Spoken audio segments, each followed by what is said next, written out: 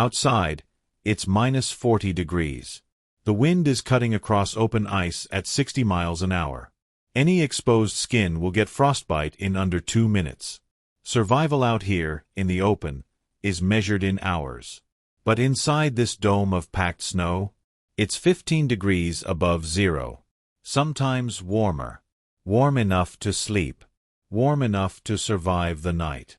Warm enough, in some recorded cases, to take your jacket off.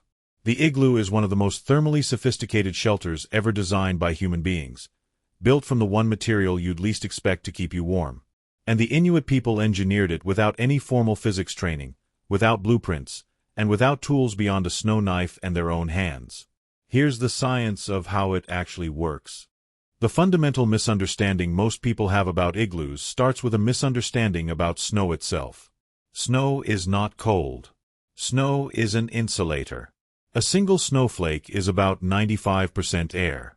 When snow compacts, it retains a massive percentage of its air content, creating a structure that is, at the microscopic level, a foam, billions of tiny air pockets trapped between ice crystals. And trapped air is one of the best thermal insulators known to nature. It's the same principle behind down jackets, double-pane windows, and the foam in your walls at home.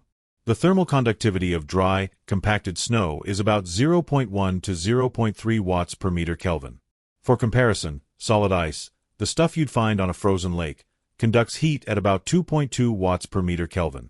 That means properly compacted igloo snow is up to 20 times better at stopping heat transfer than solid ice. The Inuit didn't know about watts or thermal conductivity. But through generations of trial and error, they learned exactly which type of snow to use. Not freshly fallen powder, which is too loose, and not old refrozen ice, which is too dense. They sought the medium hardness compressed snow that hit the perfect balance. Structural strength plus maximum insulation. The insulating property of snow is only part of the story. The shape of the igloo is doing something equally remarkable. The entrance tunnel of an igloo is always dug lower than the interior floor level. This is deliberate and critical. Cold air is denser than warm air. It sinks. The entrance tunnel acts as what engineers would call a cold trap.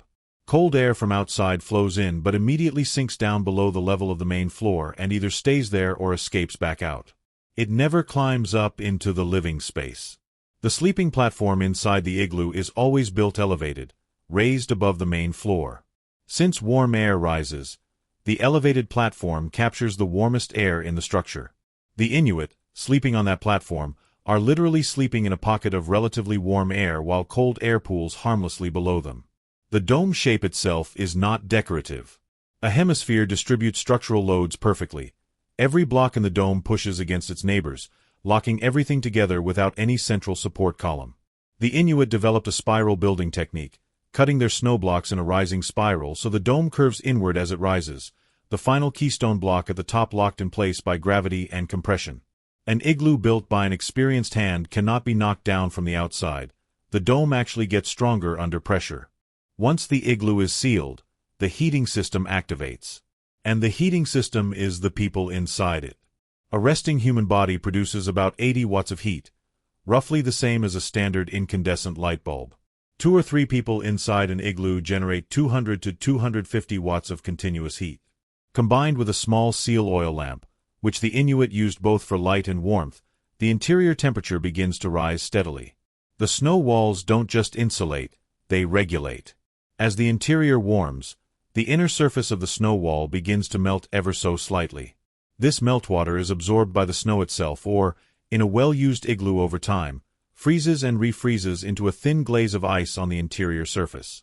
This ice layer actually improves the thermal seal of the structure, reducing airflow through the snow and trapping heat more effectively. The walls never melt through. The reason is elegant. The exterior surface of the igloo is exposed to minus 40 degrees Celsius air that keeps the outer portion of the wall perpetually frozen. The wall is thin enough that the exterior cold keeps the structure solid, but thick enough that the interior warmth never reaches the outside.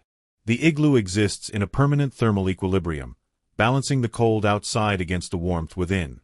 The igloo is more than a shelter. It's a masterclass in applied thermodynamics developed over thousands of years by people living in one of the most hostile environments on Earth. Modern architects and engineers have studied the igloo for insights into passive heating design, sustainable shelter construction, and cold climate architecture. The same principles that keep an Inuit family alive in a -40°C blizzard inform the design of energy-efficient homes today. We tend to assume that sophisticated engineering requires universities, laboratories, and centuries of documented science. The igloo reminds us that sometimes the most advanced solutions come from people who had no choice but to understand their world with absolute precision, or die.